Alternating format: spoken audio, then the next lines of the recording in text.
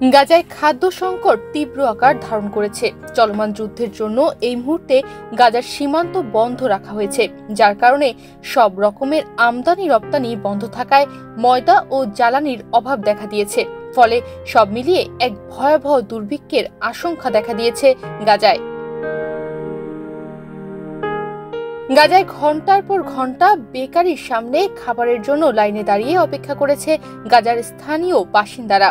ময়দা ও জ্বালানির তীব্র সংকট এবং সীমান্ত বন্ধ থাকায় এই মুহূর্তে ব্যাপক দুর্ভিক্ষের আশঙ্কা দেখা দিয়েছে।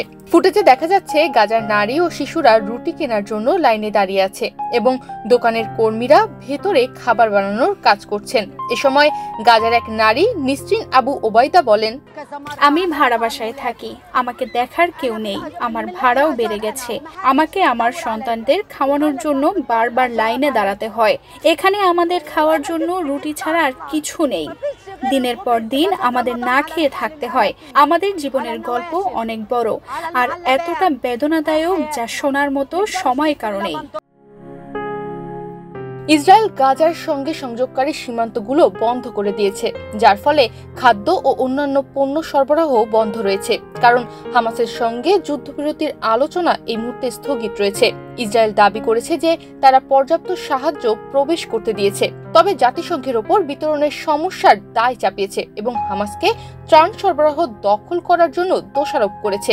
এ বিষয়ে গাজার একটি রুটির দোকান আল ইয়াজি বেকারির লজিস্টিক্স প্রধান আবু মোহাম্মদ তুতাহ বলেন, আমাদের খাবার বানানোর জন্য জ্বালানি অত্যন্ত গুরুত্বপূর্ণ, কারণ জ্বালানি ছাড়া খাবার বানাবো কিভাবে। এখানে এমনিতেই খাবার অনেক কম, বেশিরভাগ মানুষই খাবার পায় না, না খেয়ে থাকে। আমরা জাতিসংঘের বিশ্ব খাদ্য কর্মসূচির সংরক্ষিত জ্বালানির উপর নির্ভর করে কাজ করছি।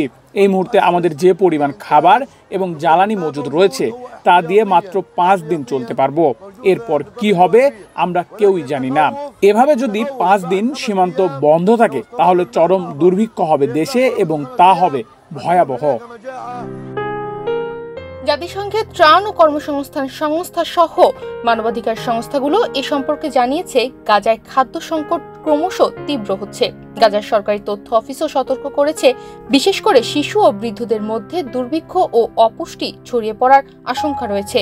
গাজায় দিনের পর দিন যে হত্যাযজ্ঞ চলছে তাতে ইতোমধ্যেই গাজাবাসীর জীবন বিপর্যস্ত। তনিমা রহমান, বাংলাদেশ প্রতিদিন।